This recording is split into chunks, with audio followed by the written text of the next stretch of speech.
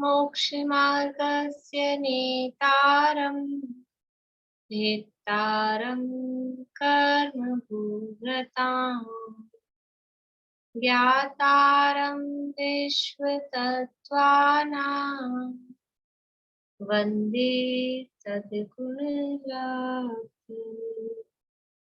वन्दे सद्गुणरात्।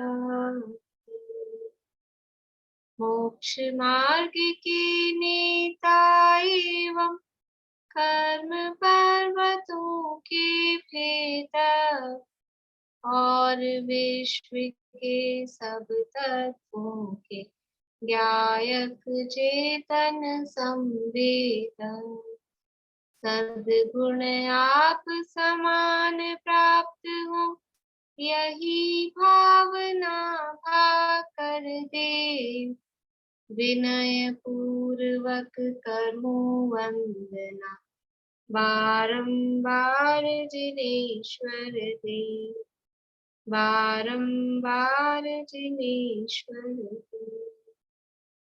मैं ध्येय हूँ श्रद्धेय हूँ मैं ज्ञेय हूँ मैं ज्ञान हूँ बस एक ज्ञायक भाव हूँ मैं स्वयं भगवान हूँ इस सत्य को पहचानना ही भावना का सार है ध्रुव धाम की आराधना आराधना का तार है आराधना का सार है।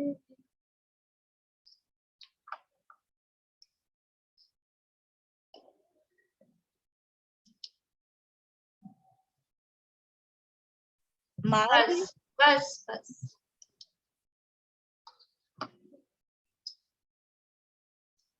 तत्वार सूत्र का 9वां अध्याय अपना चल रहा है। इसके अंतर्गत संवर की चर्चा चल रही है, संवर के कारणों की। और संवर के कारणों में एक कारण है अनुप्रेक्षा। उन अनुप्रेक्षाओं के अंतर्गत हमारी चर्चा चल रही है कि अनुप्रेक्षाएं अर्थात चिंतन करना है। किस तरह का चिंतन करना है कि जिससे वैराग्य उत्पन्न हो, तत्वों के चिंतन में उपयोग लगे। तो जितने भी संयोग हैं, पर्याय हैं, उनकी अनित्यता का, अशरणता का, असारता का ये विचार किया जाता है। और स्वयं से मैं एकत्व रूप हूँ, अपने में अकेला हूँ और स्वयं से एकत्व और पर से विभक्त, स्वयं से एकत्व को लिए हुए हूँ अपने से और पर पदार्थों से मैं अन्य हूँ, अन्यत्व हूँ, अन्यत्व भावना, ऐसी एकत्व और अन्यत्व भावना। और फिर ये जो शरीर अपने साथ का दिखाई देता है, बिल्कुल निकट का दिखाई देता है, ये शरीर अत्यंत अशुचि है, अपवित्र है। उस शरीर की अशुचिता का विचार अशुचि भावना में किया गया। शरीर की अशुचिता का विचार तो अशुचि भावना में किया, और आत्मा की अशुचिता क्या है, वो मोह राग द्वेष आदि विकारी भाव, तो ऐसा विचार वो आश्रव भावना के अंतर्गत किया गया। आश्रव भावना के चिंतन के बाद में फिर संवर भावना का यहाँ चिंतन किया गया कि वास्तव में जो अपने आत्मा की अनुभूति है, अपने आत्मा की अनुभूति है, जो संवर है, वही सुख स्वरूप है। आश्रव भावना में क्या विचार किया गया था कि आश्रव दुख रूप है, दुख के कारण है, हेय है। और संवर भावना में क्या विचार किया गया है कि संवर है वो सुख स्वरूप है, सुख का कारण है और वो उपादेय है, वो प्रकट करने योग्य है। ऐसा विचार संवर भावना में किया गया। उसके बाद में जब संवर जीवन में प्रकट होता है, सुख की उत्पत्ति होती है। तो जब सुख उत्पन्न होता है तो हम क्या चाहते हैं, कोई चीज अच्छी लग रही है तो क्या चाहते हैं, बस इतनी ही बहुत है, खत्म हो जाए कि बढ़ती रहे, उस सुख की वृद्धि चाहते हैं। संवर मतलब कल आपको 2-3 शब्द बताए थे। संवर मतलब सुख की उत्पत्ति, या संवर मतलब शुद्धि की उत्पत्ति, और निर्जरा मतलब सुख की वृद्धि। या शुद्धि की वृद्धि। तो वो सुख उत्पन्न हुआ है, शुद्धि उत्पन्न हुई है, उसकी वृद्धि कैसे हो। मेरे जीवन में ये सुख उत्पन्न तो हुआ है, लेकिन ऐसा भी होता है उत्पन्न होने के बाद में वो नष्ट हो जाए, खत्म हो जाए, कम हो जाए, ऐसा भी हो सकता है। तो ये कम भी नहीं हो, खत्म भी नहीं हो, और निरंतर बढ़ता रहे। तो वो बढ़ेगा कब, कि अभी तो कर्मों का आना रोका है, लेकिन जो पिछले बंधे हुए हैं वो तो हैं। तो पिछले बंधे हुए भी नष्ट हो जाए, खत्म हो जाए, तब वास्तव में वो सुख और वृद्धि को प्राप्त होता है। तो अपने जीवन में सुख की वृद्धि कैसे हो, शुद्धि की वृद्धि कैसी हो, वो सारा विचार करना वो निर्जरा भावना के अंतर्गत आता है। तो पहले निर्जरा का स्वरूप अपन देख रहे थे कि निर्जरा दो प्रकार की कही गई थी। कौन सी दो प्रकार की कही गई थी? एक द्रव्य निर्जरा और एक भाव निर्जरा। तो इस द्रव्य निर्जरा को भी अपन ने दो टाइप से देखा था, एक सविपाक निर्जरा और एक अविपाक निर्जरा। सविपाक निर्जरा का मतलब क्या है कि कर्मों का अपने समय पर आकर और फल देकर आत्मा से अलग हो जाना। कर्मों का अपना समय आने पर फल देकर आत्मा से अलग हो जाना, उसका नाम है सविपाक निर्जरा। कर्मों का टाइम आया, इनके उदय का टाइम आया तो वो आए, उन्होंने फल दिया, और फल देने के बाद में क्या हो गया? ततश्च निर्जरा, खत्म हो गए। तो कर्मों का अपने समय पर उदय में आकर खिर जाना या आत्मा से अलग हो जाना, वो सविपाक निर्जरा है। ऐसी सविपाक निर्जरा कैसे होती है, क्या करना पड़ता है इसके लिए? इस सविपाक निर्जरा के लिए क्या करना पड़ता है? कुछ नहीं करना पड़ता है। ये सभी संसारी जीवों के हर समय अभी हो रही है कि नहीं? हमारे निर्जरा हो रही है, कर्म उदय में आके हर समय चल रहा है। जो भी कर्म है वो उदय में आके खिल रहे हैं, नष्ट हो रहे हैं। तो ये सविपाक निर्जरा तो सबको होती है, प्रति समय हो रही है। इससे कुछ मतलब नहीं है। इससे कोई सुख की उत्पत्ति हो रही है क्या, वृद्धि हो रही है क्या? कुछ नहीं हो रहा है। इसलिए कोई मोक्ष मार्ग में काम भी नहीं है। तो पहली सबके होए नहीं, कछु सरे काज तेरा। तो फिर कौन सी निर्जरा है? दूसरी निर्जरा है, उसका नाम है अविपाक निर्जरा। अविपाक निर्जरा, अ यानी नहीं, विपाक यानी फल। बिना फल दिए जो कर्म निर्जरित होते हैं, बिना फल दिए जो कर्म उदय में आए, बिना जो कर्म नष्ट हो जाते हैं, उसका नाम है अविपाक निर्जरा। तो ऐसा कैसे हो सकता है कि बिना उदय में आए कर्म नष्ट हो जाए? उसके लिए यहाँ इसमें उदाहरण जो कल अपन ने पढ़ी थी मंगत राय जी वाली, कि एक तो वो आम को डाली मतलब पेड़ पे ही पकता है, तो वो तो अपना समय आने पर पकता है ना। और दूसरा ऐसा होता है, कच्ची थोड़ी कैरी को तोड़ लिया जाता है, फिर उसको आर्टिफिशियल गर्मी देते हैं, कृत्रिम गर्मी देते हैं, कुछ भी उसमें दवाई की पुड़िया रखते हैं, या पुराने जमाने में तो गेहूं गेहूं में रख देते थे उसको गर्मी देने के लिए। इस तरह का जो भी कुछ घास फूस में रखते हैं, पेपर में लपेट के रखते हैं, जो भी काम उसके लिए करते हैं। तो क्या करते हैं उससे, क्या कहते हैं अपन, कि हमने आम को जल्दी पका लिया। पेड़ पे टंगा रहता तो 15 दिन में तैयार होता खाने लायक, और हमने बीच में तोड़ लिया और उसको ऐसा कृत्रिम गर्मी दी, तो 3 दिन में वो खाने लायक हो गया, रेडी हो गया बिल्कुल। तो ऐसा अविपाक, मतलब अभी समय नहीं आया था, समय नहीं आया था, समय से पहले ही हमने उसको काम में ले लिया, खत्म कर दिया, वो कहलाती है अविपाक निर्जरा। तो कर्मों के संदर्भ में क्या है कि अविपाक, विपाक यानी फल, बिना फल दिए कर्म उदय में आकर नष्ट हो जाए। तो प्रश्न ये है, क्या ऐसा पॉसिबल है कि कोई कर्म बंधा है और वो फल ही नहीं दे और बिना फल दिए खत्म हो जाए? ऐसा संभव है क्या? ऐसा कैसे किया जा सकता है?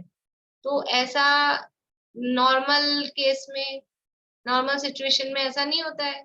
जैसे कि वो आम को अपन ने तोड़ लिया पेड़ पे से, तो उसको फिर तैयार यानी पकाने के लिए क्या करते हैं, कुछ ना कुछ एफर्ट करना पड़ता है ना, मेहनत करनी पड़ती है। बिना मेहनत के तो पेड़ पे टंगा टंगा वो अपने आप पकेगा ही, उसका टाइम आएगा जब पकेगा तो वो टूट के आ ही जाएगा। और हमको उसको कच्चे को तोड़ के फिर उसको खाने लायक बनाना है, तो उसमें कुछ ना कुछ मेहनत करनी पड़ती है। दवाई की पुड़िया डालेंगे, कोई और कहीं पाल वाल में डालेंगे, जो भी करेंगे तो कुछ हमको मेहनत करनी पड़ती है। और क्या है वो, गर्मी देनी पड़ती है। आम को पकाने के लिए क्या करना पड़ता है, गर्मी देनी पड़ती है। तो ऐसे ही एक कर्म है, और इन कर्मों को बिना, हम ये चाहते हैं इनका फल नहीं आए और ये खत्म हो जाए, समय से पहले ही खत्म हो जाए। तो समय से पहले तो कैसे खत्म होंगे कि जो समय से पहले और बिना फल दिए दो काम अपने को करने हैं। तो उसके लिए क्या अपने आप हो जाएगा कि मेहनत करनी पड़ेगी, कुछ ना कुछ मेहनत करनी पड़ेगी। तो क्या मेहनत करनी पड़ती है कि जैसे वो आम को गर्मी देनी पड़ती है, वैसे ही यहाँ कर्मों को भी गर्मी देनी पड़ती है। गर्मी मतलब भस्म कैसे होंगे कर्म, अग्नि से भस्म होंगे। अभी अपन ने अग्नि धारणा देखी थी, अग्नि के माध्यम से अग्नि गर्म होती है। तो तप रूपी अग्नि, ध्यान रूपी अग्नि, तप भी ध्यान का एक टाइप है, तपों में ध्यान भी एक तप है। तो ध्यान रूपी अग्नि के माध्यम से या तप रूपी अग्नि से, इसलिए तपसा निर्जरा च, ये सूत्र है, सूत्र पढ़ा है ना अपन ने, तपसा निर्जरा च, तप से निर्जरा भी होती है। यानी निर्जरा के लिए कर्मों को, अब वहां निर्जरा का अर्थ क्या है, तपसा निर्जरा च। इस सूत्र में निर्जरा शब्द में कौन सी निर्जरा लेनी है, सविपाक निर्जरा की अविपाक निर्जरा।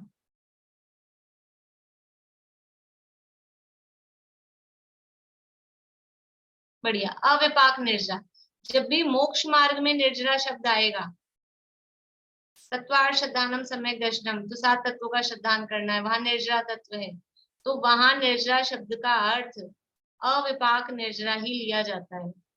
तो तपसा निर्जरा च, तप से निर्जरा होती है। कौन सी निर्जरा होती है, अविपाक निर्जरा। मतलब बिना फल दिए जो कर्म खिल रहे हैं, वो ऐसे अपने आप से नहीं होंगे। अपने आप आएंगे तो वो फल देके ही खिलेंगे, टाइम पे ही आएंगे। लेकिन तप आदि के माध्यम से विशेष हमने एफर्ट किया है, कुछ मेहनत की है, कुछ पुरुषार्थ किया है, उसके माध्यम से क्या होता है कि जो कर्म बहुत सारा, देखो बिना फल दिए तो एक नियम है करणान योग का, कर्मों के संदर्भ में, कि कोई कर्म बिना फल दिए नष्ट नहीं होता, ये नियम है। कोई भी कर्म बिना फल दिए नष्ट नहीं होता। तो अभी अभी तो आप बोल रहे हो बिना फल दिए नष्ट हो जाए, वह विपाक निर्जरा है, और अब आप नियम बता रहे हो कोई भी कर्म बिना फल दिए नष्ट नहीं होता। कि हाँ, नियम तो ये है कि कर्म कोई भी बिना फल दिए नष्ट नहीं होगा। तो फिर ये अविपाक निर्जरा कैसे बनेगी, फिर ये बिना फल दिए कर्म नष्ट कैसे होंगे, समझ में आ रहा है प्रश्न। नियम ये है, कोई भी कर्म बिना फल दिए नष्ट नहीं होता है, ये नियम है। और इधर आप अविपाक निर्जरा कह रहे हो कि बिना फल दिए कर्मों को नष्ट कर देना वो अविपाक निर्जरा है। तो फिर ऐसे कैसे नष्ट होंगे कर्म। तो क्या होता है कि जो भी कर्म बंधे हैं, अपन कर्म से मुख्य रूप से पाप की बात करें, जो भी कोई मान लीजिए कुछ पाप कर्म बंधे हैं अपने, और उसका फल कितना आने वाला है, समझ लीजिए अपन किलो में समझें कि उसका 10 किलो उसका फल आने वाला है, पाप का 10 किलो जैसा वो फल देने वाला है। तो क्या होता है कि जब हम कुछ विशेष तप आदि किया, तप से निर्जरा होती है, तो कुछ हमने, तप का मतलब क्या है, खाली बाहर में भूखे रहना, उपवास करना, उसका नाम तप नहीं। वो आत्मा संवर पूर्वक, पहले आत्मा का अनुभव हुआ, शुद्धात्मा का आश्रय हुआ विज्ञान पूर्वक, तो वो संवर हुआ। और उस संवर के पूर्वक, संवर के साथ में जब हमने कुछ ऐसा विशेष काम किया, कुछ भी बाहरी तप किया, अनशन अवमोदर्य आदि, या स्वाध्याय आदि, या ध्यान, इस तरह का कोई भी हमने तप किया, तप के 12 भेद हैं, भी आगे आएंगे सारे सूत्र।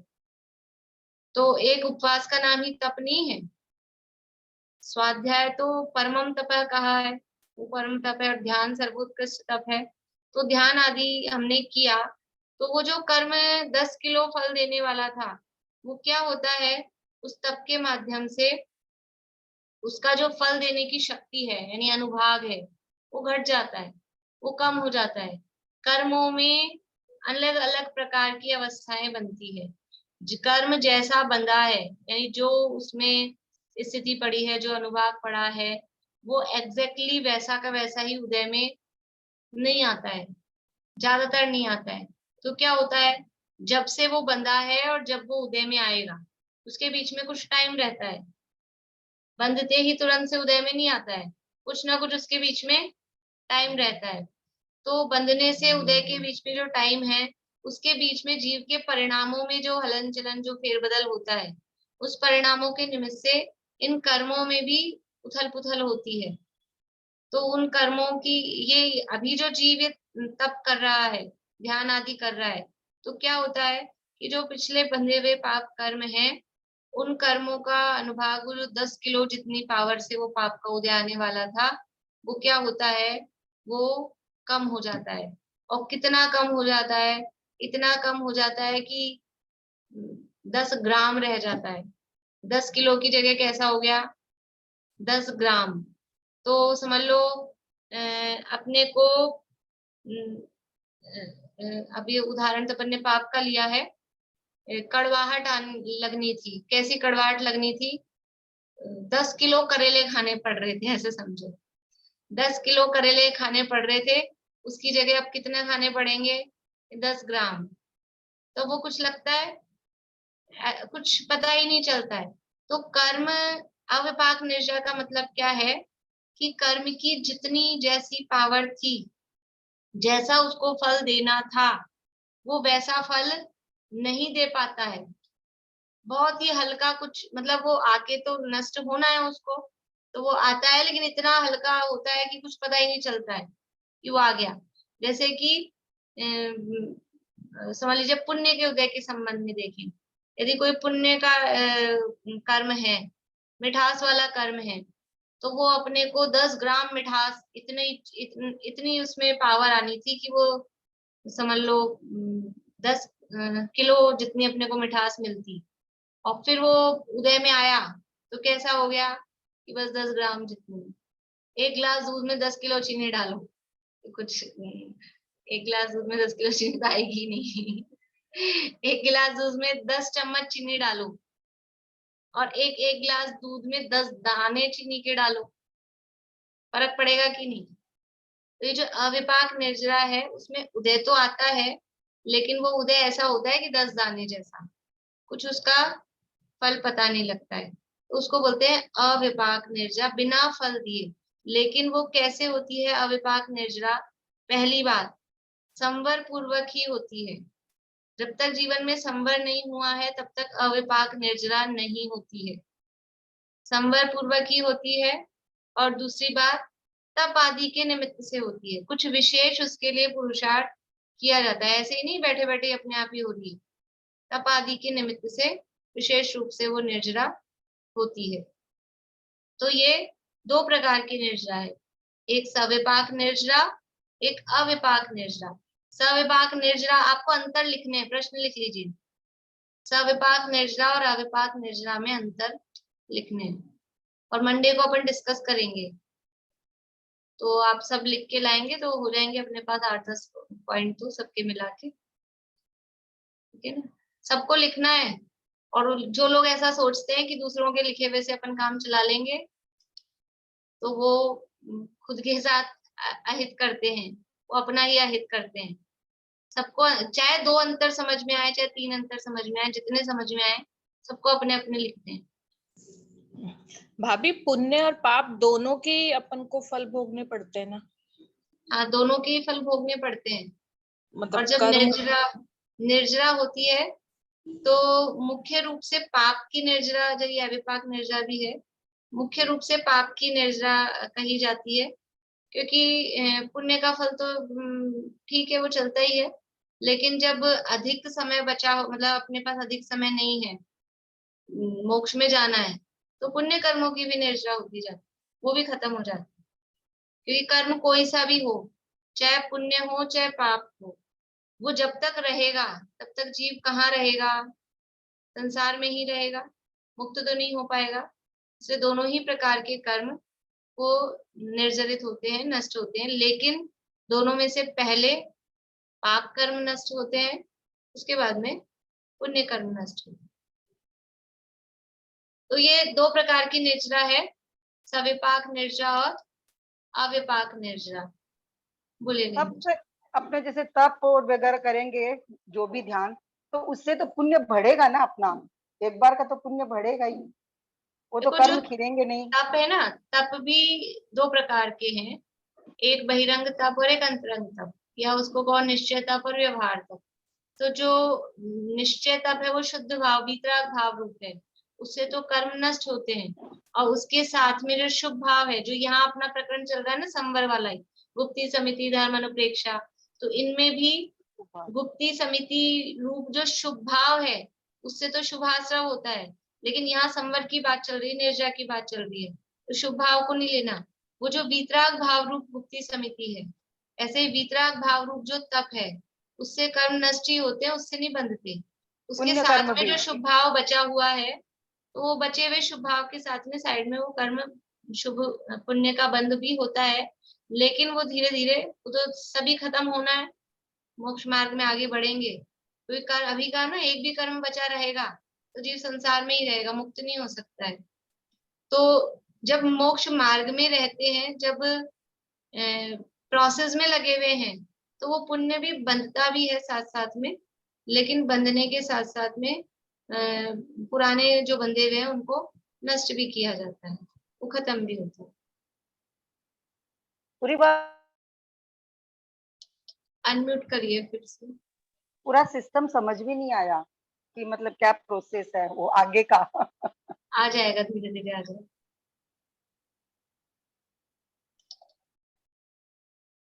तो निर्जरा भावना में क्या विचार करना है कि पहली बात, जो प्रति समय कर्म उदय में आके खिल रहे हैं, सविपाक निर्जरा हो रही है, वो निर्जरा तो कुछ काम की है नहीं। तो वास्तव में हमें निर्जरा प्रकट करनी है, निर्जरा करनी है, यानी निर्जरा करनी है का मतलब है हमारे को ये जो सुख प्राप्त हुआ है, शुद्धि उत्पन्न हुई है, उसकी वृद्धि करनी है। वो वृद्धि कैसे होगी कि ये जो कर्म पिछले बंधे हुए हैं, वो कर्म बंधे हुए खत्म हो जाए। तो कैसे खत्म होंगे?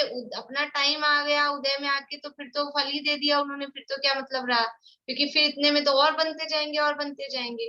तो अभी जिस टाइम पे हम खड़े हैं, उस समय ही वो पिछले बंधे हुए कर्मों को हम खत्म करें, ताकि नए तो कम बंध पाए।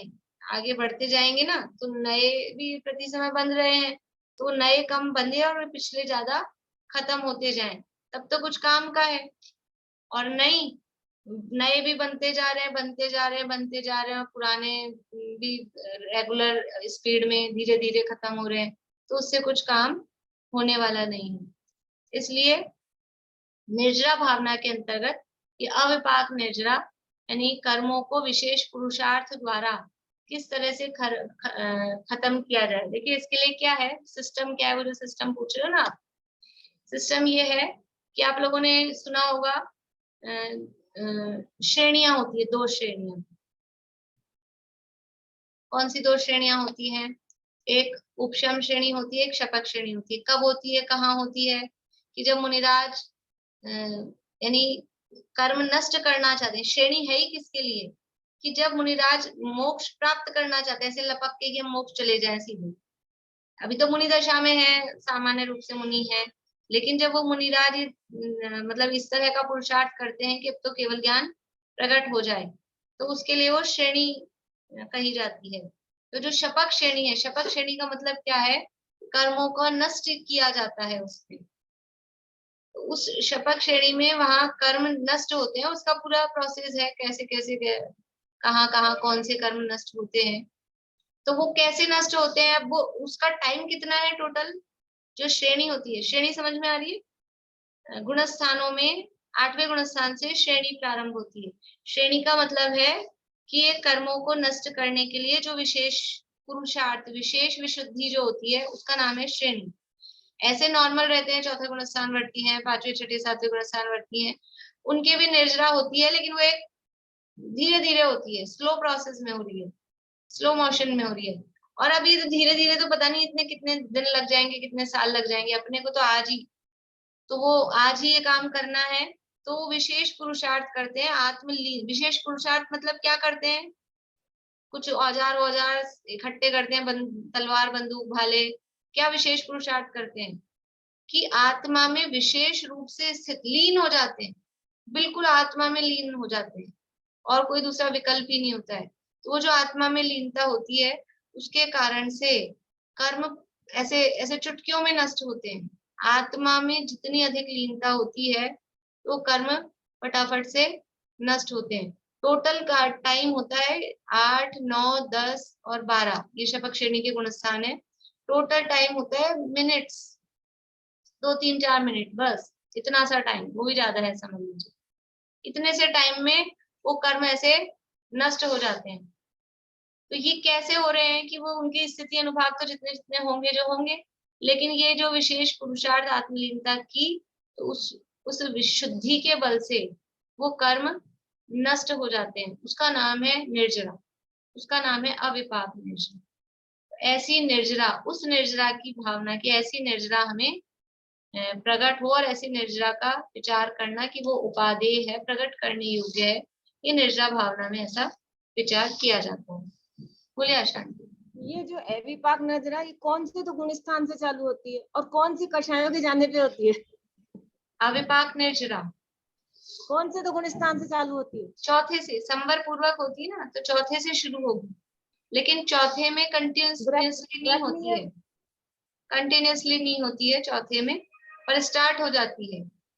और चौथे से भी पहले जो सम्यक सन्मुख मिथ्या दृष्टि करण लब्धि में स्थित जीव है, उसके भी निर्जरा चालू हो जाती है, लेकिन वो उतनी देर के लिए होती है, फिर चौथे में थोड़ी देर के लिए होती है, उसके बाद में पांचवें छठे में होती है। वहां तो गुण श्रेणी निर्जरा पड़ी थी ना? हाँ, तो वो निर्जरा ही तो है ना, वहां गुण श्रेणी निर्जरा, हाँ। हाँ, तो वो निर्जरा होती है, यानी चौथे से भी पहले, लेकिन मिथ्या दृष्टि है अभी, लेकिन वो नियम से निश्चित रूप से थोड़ी ही देर में समय दृष्टि होने वाला है, उसके भी ये निर्जरा चालू हो जाती है, और वो उतनी देर के लिए वहां होती है, फिर चौथे गुणस्थान में भी होती है, लेकिन चौथे गुणस्थान में लगातार नहीं होती, उसके बाद में छठे सातवें गुणस्थान में होती है, पांचवें गुणस्थान में भी होती है, पर फिर भी उसकी स्पीड स्लो होती है। जो अधिक निर्जरा तीव्रता से निर्जरा हो रही है वो श्रेणी के काल में होती है।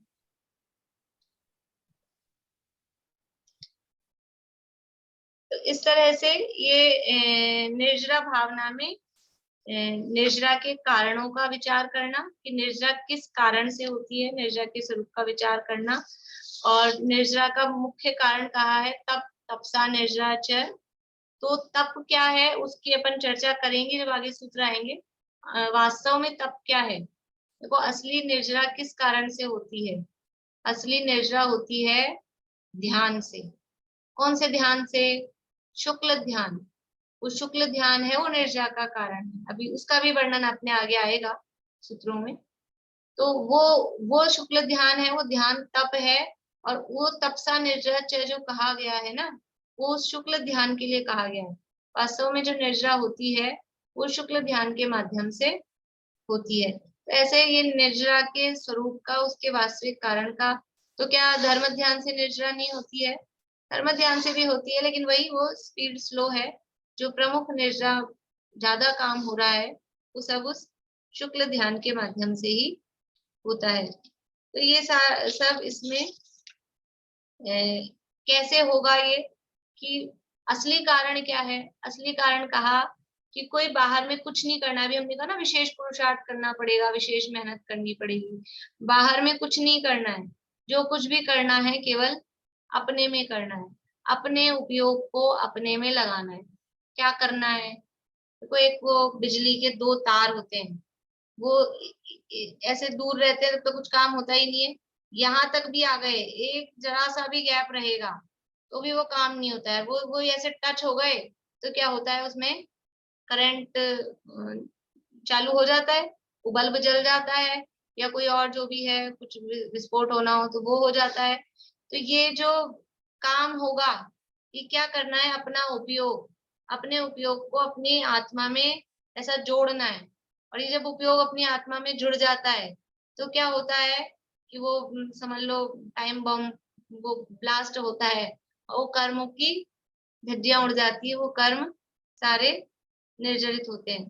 तो बाहर में कुछ नहीं करना है, केवल अपना उपयोग जो सारा इधर उधर भटक रहा है उसको सब जगह से हटाकर और अपने में एकाग्र करना, उसी का नाम ध्यान है। और उसी से वो निर्जरा होती है, वही तप है। इस तरह से अपने उपयोग को अपने में लगाना, अपने आत्मा को जानने पहचानने में निरंतर आगे बढ़ते रहना, उसकी लीनता को बढ़ाते रहना, उसी का नाम निर्जरा भावना है। निर्जरा भावना क्या है कि अपनी आत्मा में एकाग्रता को बढ़ाने की भावना, उसका नाम निर्जरा भावना है। तो जब ये ऐसी निर्जरा भावना हुई, इसके बाद में क्या होता है? निर्जरा के बाद क्या होता है? क्या होता है निर्जरा के बाद में? सुनीता आंटी, निर्जरा के बाद क्या होगा? अपने स्वरूप में चला जाएगा जीव और सिद्ध गति को प्राप्त कर लेगा। हाँ, तो शब्द क्या है उसके लिए? मोक्ष। निर्जरा के बाद मोक्ष। निर्जरा के बाद में मोक्ष हो जाता है। तो यहाँ फिर मोक्ष भावना क्यों नहीं कही? कि वो निर्जरा भावना में ही मोक्ष भावना को गर्भित समझ लेना। और भावना क्या कही है इसके बाद में आगे? लोक भावना। तो भाई ऐसा संवर निर्जरा की भावना, निर्जरा पूर्वक कर्म नष्ट हो गए तो जीव कहाँ जाके विराजमान होगा? लोक के शिखर पर। कह रहे ना सिद्ध पद को प्राप्त कर लेगा, तो कहाँ जाके विराजमान होगा? लोक के शिखर पर। तो वो मोक्ष भावना, मोक्ष की जो स्वरूप है उसका चिंतन है, वो तो निर्जरा भावना में गर्भित समझ लेना। और उसके बाद में अब ये सारा विचार करने के बाद में वो लोक के शिखर पर जाकर जो विराजमान होंगे, तो ऐसे लोक के स्वरूप का विचार किया जाता है कि लोक कैसा है। देखो अभी तक तो 6 भावनाएं जो शुरू की थी ना, उसमें तो अपन बाहर से दृष्टि हटा रहे थे, तो उनकी अनित्यता, शरणता, सारता, दुख रूपता, इन सब का विचार किया। और अब एकदम माइंड सेट हो गया, बाहर से दृष्टि हट गई, अंदर में दृष्टि आ गई। तो अब बैठ के वास्तव में तत्व का चिंतन कि लोक का क्या स्वरूप है, लोक कहते किसे हैं और उस लोक का क्या स्वरूप है, ऐसा वो सब चिंतन करना, उसका नाम है लोक भावना। तो लोक किसे कहते हैं? लोक किसे कहते हैं? अंकल बोलिए, लोक किसे कहते हैं?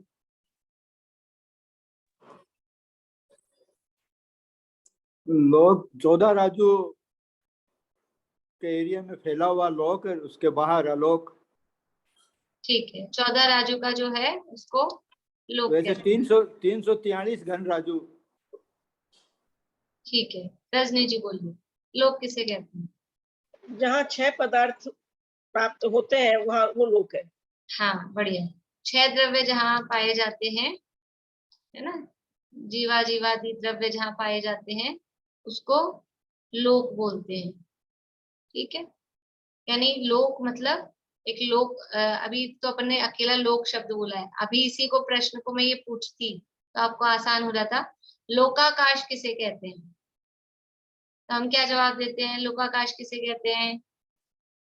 किसे कहते हैं लोकाकाश? बोलिए सुधा जी। जहाँ सभी द्रव्य रहते हैं लोकाकाश में। हाँ, आकाश के जितने क्षेत्र में 6 बाकी के 5 द्रव्य भी पाए जाए, 6 द्रव्य जहाँ पाए जाते हैं उसे लोकाकाश कहते हैं। तो लोक भी उस लोकाकाश मतलब लोक, तो जहाँ 6 द्रव्य पाए जाते हैं उसे लोक कहते हैं। लेकिन अपने दिमाग में जो अंकल ने कहा ना, लोक शब्द सुनते ही 6 द्रव्य तो कम आता है, लोक शब्द सुनते ही क्या आता है? ऊर्ध्वलोक, मध्यलोक, अधोलोक, वही अपने को दिखाई देता है। तो लोक भावना का चिंतन 3 तरह से किया जाएगा, क्योंकि लोक शब्द का अर्थ 3 तरह से देखा जाता है। पहला लोक शब्द का अर्थ क्या है कि वो लोक के भौगोलिक स्वरूप का विचार उसमें किया जाता है। भौगोलिक स्वरूप मतलब ऊर्ध्वलोक, मध्यलोक, अधोलोक, 343 घन राज्यों का, ये सब कहलाता है उसका भौगोलिक स्वरूप। तो लोक के भौगोलिक स्वरूप का विचार करना वो लोक भावना है। ये पहला अर्थ हुआ। और दूसरा अर्थ लोक यानी विश्व। विश्व किसे कहते हैं? कि 6 द्रव्यों के समूह को विश्व कहते हैं। या लोकाकाश भी लोक के रूप में लोक देखें तो जहाँ 6 द्रव्य पाए जाते हैं उसे लोक कहते हैं। तो फिर लोक के स्वरूप का विचार करने में ये भौगोलिक नहीं है, अब ये क्या है, क्या बोलेंगे इसको, मतलब 6 द्रव्यात्मक जो लोक है, ये उसके रचनात्मक स्वरूप कहें इसको।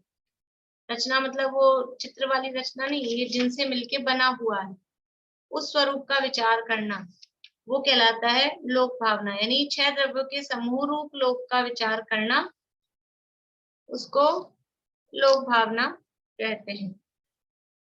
तीसरा अर्थ अपन फिर देखेंगे। तो अपनी जो ये 12 भावनाएं हैं, जो अपनी चलती है ना भूधर दास जी वाली, उसका छंद याद है आप लोगों को? किसी को? बोले दीपिका जी, याद है?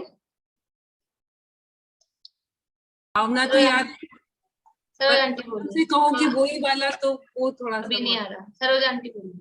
14 राजू तंग न लोक पुरुष संठान, तामे जीव अनादिते भरमत है बिन ज्ञान। हाँ, 14 राजू तंग नभ, तंग न ये भूधर दास जी वाली वाले भावना में आता है। ये किस टाइप का है? ये कौन सा अर्थ वाला इसमें विचार किया गया है? पहला अर्थ, अपन ने 2 तरह के अर्थ देखे ना अभी। एक अर्थ कौन सा देखा है? लोक के भौगोलिक स्वरूप, ऊर्ध्वलोक, मध्यलोक, इस तरह से 343 घनराजू है वो अर्थ। दूसरा अर्थ है 6 द्रव्यात्मक लोक है, ऐसा। तो कौन सा अर्थ आया इस भावना में? पहला, 14 राजू तंग नभ लोक पुरुष संठान, तामे जीव अनादिते भरमत है बिन ज्ञान।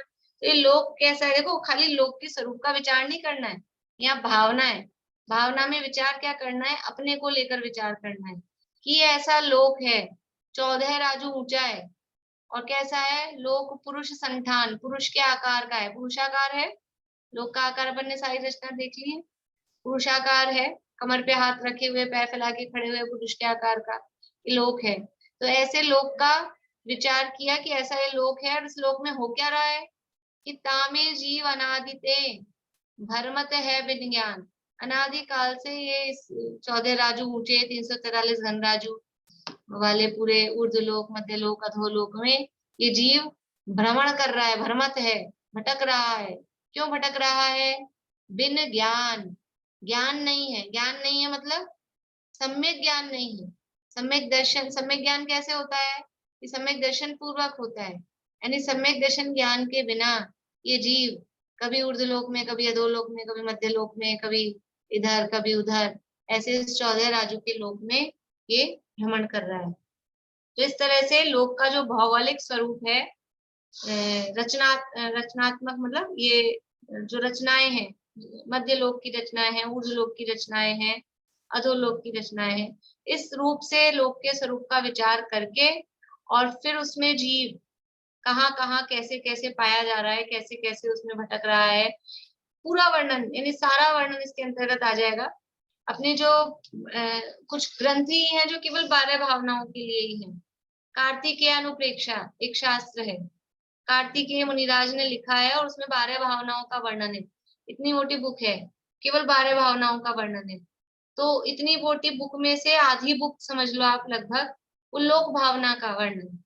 ये लोक भावना के वर्णन में पूरे 3 लोक की रचना, सारा कहाँ कहाँ क्या क्या रचना है, कैसे कैसे है, वो सारा वर्णन। अभी अपन ने द्रव्य संग्रह में पढ़ा था।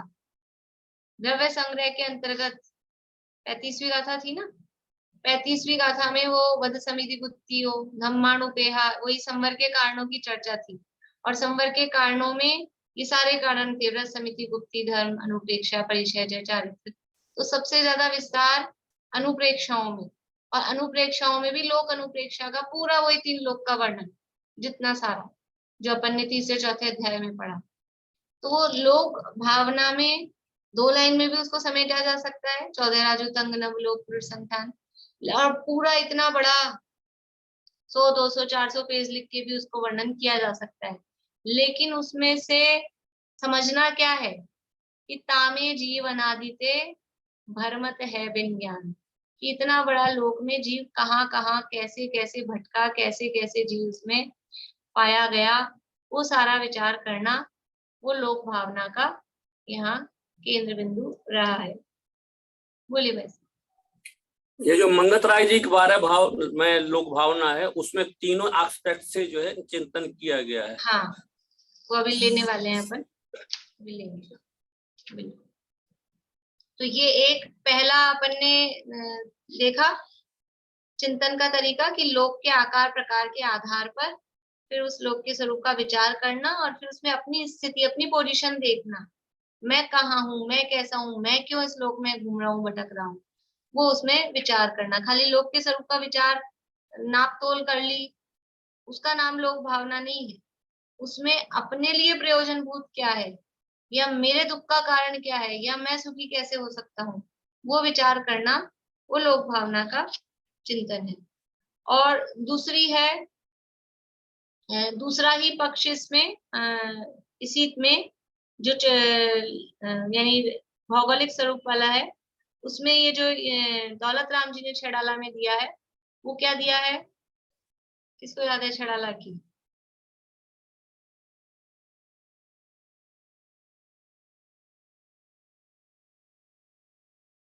बोलिए रेणु जी। पारुल, मुझे आपसे सुननी है पांचवी ढाल, कब सुनाओ? लोक भावना हाँ, किन्हु न करे न धरे को सट द्रव्यमयी न हरे को तो लोक माही बिन समता दुख सहे जीवनित भ्रमता। बढ़िया। ये छेड़ाला में दिया पांचवी ढाल में, किन्हु न करे न धरे, इसमें दोनों बातें ली। देखो जो लोक की रचना है चौधे राजू वाली बात, उसके लिए क्या लिया, किन्हु न करे न धरे को, किन्हु न करे किसी ने करा नहीं है, न धरे को ना कोई उसको, को यानी कोई उसको धारण करने वाला, उसकी रक्षा करने वाला भी नहीं है। ये जो लोक है चौधे राजू वाला लोक है, 343 घन राजू का इसका विस्तार है। ऐसे इस लोक को किसी ने बनाया नहीं है, कोई इस लोक की रक्षा करने वाला नहीं है। और कैसा है, षड द्रव्यमयी, छह द्रव्यात्मक है। ये लोक कैसा है, षड द्रव्यात्मक है। दोनों बातें इसमें उन्होंने ले ली, यानी लोक के उधलोक मधोलोक मध्यलोक अधोलोक वाली बात भी, और छह द्रव्यात्मक है उस बात को भी। और न किन्हु न करे न धरे को षड द्रव्यमयी न हरे को, इसको कोई नष्ट करने वाला भी नहीं, यानी ये लोक को ना कोई बनाने वाला है, ना कोई टिकाने वाला है, ना कोई इसको नष्ट करने वाला है। देखो कितनी छोटी कवियों की विशेषता होती है, इतनी सी लाइन में कितनी सारी बातें कह दी कि दुनिया में जो लोक के बारे में एक कल्पना चलती है, क्या कल्पना चलती है दुनिया में, दुनिया को किसने बनाया, दुनिया बनाने वाले, दुनिया बनाने वाले गाते हैं, कौन होता है, वो एक विधाता होता है। विधाता किसको कहते हैं कि एक ब्रह्मा जी होते हैं, वो दुनिया को बनाते हैं, तो वो बनाने वाला तो एक है। फिर क्या है कि एक और दूसरा देवता बैठा है, वो क्या करता है, वो रक्षा करता है, वो सबकी रक्षा करता रहता है। और एक और तीसरा देवता है, वो सबको मारता रहता है, नाश करता है। ऐसे तीन देवता खड़े कर दिए। अब ये नहीं सोचते कि तीन देवता हैं तो वो लड़ते नहीं होंगे आपस में, वो ब्रह्मा जी कहते होंगे मैं बना बना के थक गया, तुम मारते ही जाता है। ऐसा होता है ना, अपन अपने घर में बाई आती है ना, बाई सफाई करने, तो अभी अभी उसने सफाई की और अपन जरा सी गंदगी कर दो तो वो अपने पे नाराज होती है। अभी अभी मैंने पोछा लगाया, पैर लेके चले गए गीले में, तो वो नाराज होती है कि मैं तो कर करके थक रही हूँ, आप फिर से गंदगी फैला रहे हो। अपन अपने हाथ से करो तब तो कहना ही क्या है, खुद अपने हाथ से करो तो किसी को घुसने नहीं दो 2 घंटे तक कमरे में, ये भी सफाई हो गई है बैठे रहो शांति से। तो वो ब्रह्मा जी नाराज नहीं होते होंगे, मैं तो बनाए जा रहा हूँ बनाए जा रहा हूँ और फिर तुम नष्ट करे जा रहे हो, और एक बोल रहा है मैं रक्षा कर करके दुखी, मैं रक्षा कर रहा हूँ, वो बोलेगा मैं मारने नहीं दूंगा, रक्षा कर रहा हूँ, और वो बोलेगा मैं मार रहा हूँ। तो ऐसे वास्तव में ये कोई ये देवता, ये कपोल कल्पित कल्पना है। उस कल्पना का खंडन, रहित मिथ्यात्व का खंडन करने के लिए इतने से शब्दों में दौलत राम जी ने लिखा, किन्हु न करे न धरे को और न हरे को। इस लोक को, दुनिया को ना किसी ने बनाया है, ना कोई इसको बचाने वाला है, ना कोई इसको नष्ट करने वाला है। क्यों नहीं है, क्योंकि अपने आप से अनादि अनंत स्वनिर्मित है। जो अनादि की है उसको कौन बनाए, और जो अनादि का है उसको कौन नष्ट करे। पहले दिन मैंने आपको एक बात कही थी, जब अपनी भावनाएं चालू हुई थी अनित्य भावना के समय, क्या बात कही थी, याद है किसी को? इस प्रकरण से रिलेटेड क्या कहा था कि जो उत्पन्न होता है, जो नया उत्पन्न होता है उसका नाश होता है, और जो नया उत्पन्न नहीं हुआ उसका नाश भी नहीं होता। तो ये दुनिया है, ये विश्व है, ये लोक है, ये नया उत्पन्न हुआ ही नहीं है। ये अनादि अनंत अनादि काल से बना हुआ है मतलब अनादि काल से है। तो इसको किसी ने बनाया ही नहीं है। जब बनाया ही नहीं है तो ये नष्ट हो ही नहीं सकता। और जब ये नष्ट नहीं होगा तो कोई ये टेंशन होगी इसकी रक्षा करूं, वो रक्षा करने की भी टेंशन उसमें नहीं है। जो चीजें अनादि अनंत अकृत्रिम होती हैं, अकृत्रिम चीजों को कोई बनाने वाला नहीं होता, कोई बिगाड़ने वाला नहीं होता। और बहुत अच्छी बड़ी बात क्या, कि जो अकृत्रिम चीजें होती हैं वो अशुद्ध भी नहीं होती, उनमें गंदगी भी नहीं आती। ये जो कृत्रिम चीजें होती है ना, जो बनाई गई हैं, वो अशुद्ध होती हैं, हो जाती हैं, उनमें गंदगी आ जाती है। लेकिन जो अकृत्रिम चीजें हैं, अकृत्रिम इतने सारे जिन मंदिर हैं, 8,56,97,481, इतने सारे अकृत्रिम जिन मंदिर, इतना बड़ा सुमेरु पर्वत है, झाड़ू कौन लगाता होगा वहां पे?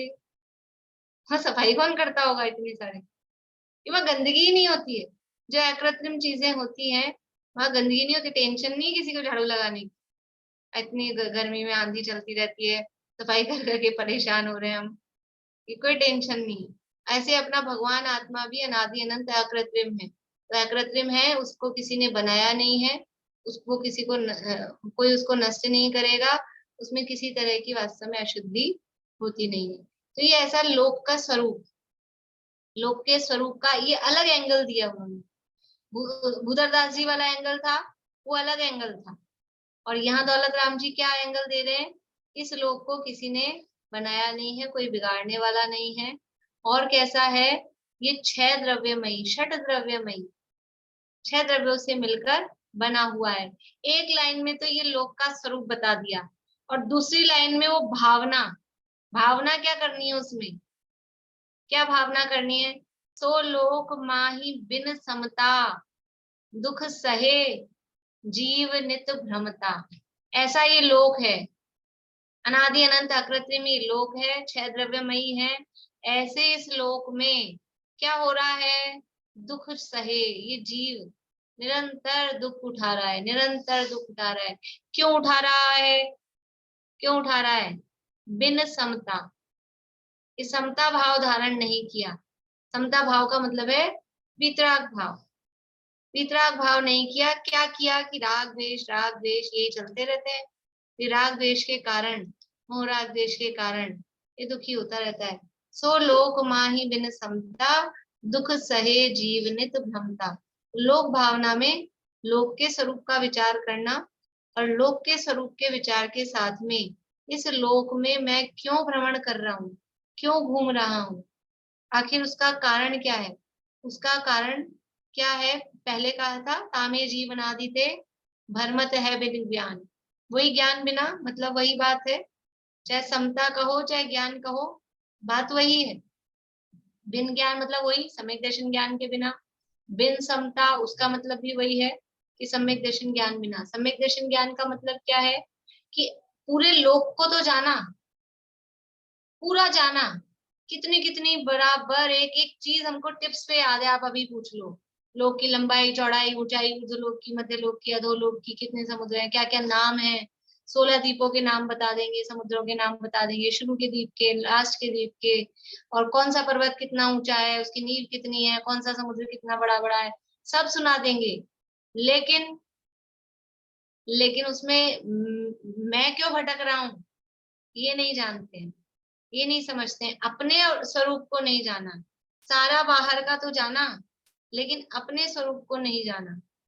सबको तो जाना, निज को न जाना, कैसा ज्ञान धारी तूने आपा न पहचाना। सबको जानते हैं, सबको। एक वो कहानी आती है कि एक बार वो 10 लोग थे, नदी पार करनी थी, नदी में से तैर के निकले, और फिर उन्होंने सोचा कि अपन काउंट कर लें, कहीं कोई छूट तो नहीं गया है। तो गिने सबने, और गिने तो कितने निकल रहे हैं, 9 निकल रहे हैं। जो गिन रहा है वही 9, और 10 हो गए, 10 गिन रहे हैं, हर बार गिन रहे हैं, सब गिन लिया, और एक आदमी तो डूब गया अपना, अब रोने बैठ गए। फिर एक कोई समझदार आया कि क्या हुआ भाई, क्यों रो रहे हो? कि हमारा एक साथी डूब गया। कि तुम कितने आए थे? कि हम 10 आए थे। तो तुम 10 तो हो कि नहीं? हम तो 9 ही हैं। फिर उसने गिना, तो 10 निकल गए। तो खुद सबको गिन रहा है, सबको गया, सबका ज्ञान कर रहा है और खुद को नहीं जान रहा। हमारी स्थिति क्या हो रही है? सबको जानते हैं, सबको जानते हैं, लेकिन वास्तव में जो अपने को नहीं जानता ना, वो किसी को भी नहीं जानता। उसका पर का जानना भी, वो पर को भी सच्चा नहीं जानता। जो अपने को नहीं जानता वो दूसरे को भी सच्चा नहीं जानता। लेकिन फिर भी अभी हम क्या कर रहे हैं, सारा इधर उधर, हमारे पास सबके लिए टाइम है, सबको जान रहे हैं, ये तो ठीक है बात, सबके लिए टाइम है हमारे पास। लेकिन ये तो लौकिक में ही ऐसा अपन, मतलब ये जिस शरीर सहित को अपना मानते ना, उसमें अपन कहते हैं, कोई लोग अपने को उपदेश देते हैं, तुम सबके लिए करते हो, सबके लिए टाइम है, खुद के लिए भी तो टाइम निकालो। तो वहां तो खुद इस शरीर सहित को, शरीर के लिए टाइम निकालने की बात कहते हैं। खाने में, पीने में, समझ लो कुछ मेंटेनेंस में, शरीर की एक्सरसाइज वगैरह में, उसके लिए कहते हैं। लेकिन यहाँ तो ये शरीर में नहीं हूँ, इस शरीर के लिए तो टाइम है हमारे को। सुबह से उठ के दौड़ लगाते हैं, योगा का शिविर लगाते हैं, योगा की क्लास लगाते हैं, योगा करते हैं, सब करना चाहिए, उसका निषेध नहीं है। क्योंकि ये शरीर भी सही चलता रहेगा तो हमको अनुकूलता रहेगी। नहीं तो क्या होता है कि हम इतने वीतरागी तो हुए नहीं है, थोड़ी सी भी इसमें कष्ट आता है तो हमारा सारा छूट जाता है, उपयोगी नहीं लगता है। इसलिए वो भी करना, उसका निषेध नहीं है, लेकिन हम वो तो करते हैं, फिर उसके बाद क्या करते हैं, नहाना धोना करते हैं। वो किसके लिए कर रहे हैं? आत्मा के लिए, वो भी शरीर के लिए। फिर उसके बाद में नाश्ता पानी, वो किसके लिए करते हैं? फिर भोजन, फिर दिन में सो गए हैं, फिर वापस से कुछ खा रहे हैं फल फ्रूट, फिर भोजन कर रहे हैं।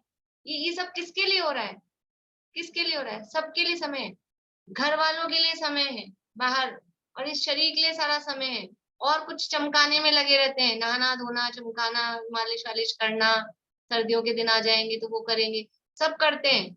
लेकिन अब टाइम ही नहीं, अपने लिए टाइम नहीं। ये टाइम है, पढ़ लेंगे, सुन लेंगे, लेकिन खुद के लिए, खुद से मिलने का समय, वो कौन सा टाइम होता है जिसमें हम अपने आप से मिल सके? वो टाइम होता है कोई ध्यान का। ध्यान करते नहीं, ध्यान का टाइम। ये सब में तो अपन जिनवाणी है, भगवान की बात सुन रहे हैं, मिल रहे हैं, ठीक है, ये तो एक अपने को प्रेरणा दे रहा है, इसका निषेध नहीं है। लेकिन असली जो अपने लिए अपने को टाइम चाहिए, वो अपने पास है ही नहीं। तो यहाँ ये लोक भावना के विचार में क्या कि सारी दुनिया एक तरफ और मैं एक तरफ, वो लोक का स्वरूप विचार किया, सारी दुनिया को स्वरूप को विचार किया नहीं किया, इतना सा जान लेना, इतना सा जान लेना कि ये है दुनिया, ये दुनिया एक लाइन की, वो जान ली। लेकिन उसमें मैं क्यों भटक रहा हूँ, इस दुनिया में मैं कहाँ से आ गया, इस चौधरी राजू के लोक में मैं क्यों घूम रहा हूँ, तो मैं यहाँ दुख क्यों उठा रहा हूँ, मैं दुख नहीं उठाऊं, उसके लिए विचार चिंतन करना, इसका नाम ये लोक भावना है। अभी पूरी नहीं हुई है, अभी और इसमें चर्चा करनी है। आपको एक तो काम दे दिया है मैंने, क्या काम दिया है? सविपाक और अविपाक निद्रा में अंतर, है ना। अब एक काम और करके आना है आपको, कल छुट्टी है इसलिए फालतू नहीं रहना आप लोगों को, तो काम मिल रहा है।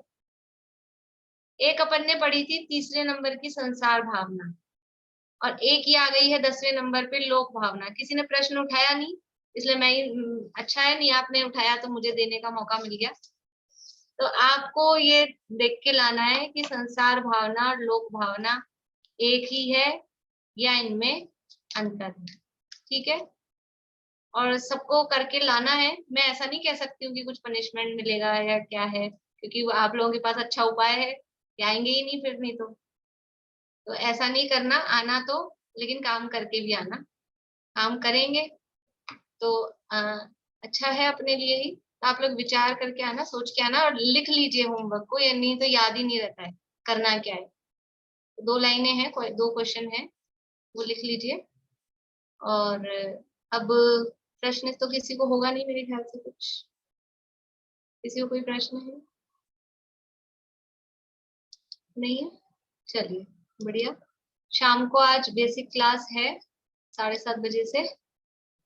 आपने 3 बात बताई थी ना, लोक भावना में 3 तरीके से अभी देखना। अभी 2 ही अर्थ बताए हैं, तीसरा अर्थ मंडे को लेंगे।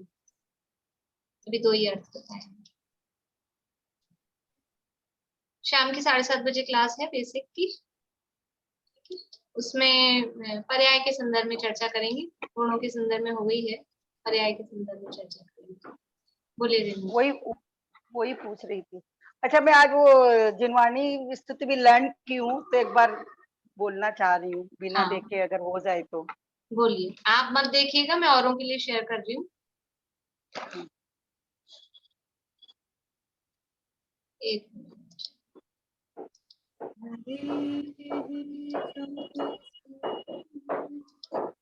अनंत गुणात्म ज्ञानी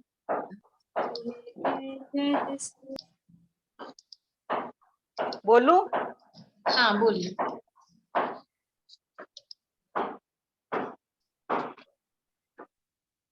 जोग धरे रहे जोग सो भिन्न, अनंत गुणात्म केवल ज्ञानी। तासुरी द्रह सो निकसी, सरिता समवे श्रुत सिंधु समानी। याते अनंत न यातम लक्षण, सत्य स्वरूप सिदंत बखानी। बुद्ध लखे न लखे दूरे बुद्ध, सदा जग माही जगे जीने वाणी। बुद्ध लखे ना लखे दूरे बुद्ध, सदा जग माही जगे जीने वाणी। नौवर्ण मुखर मंत्र।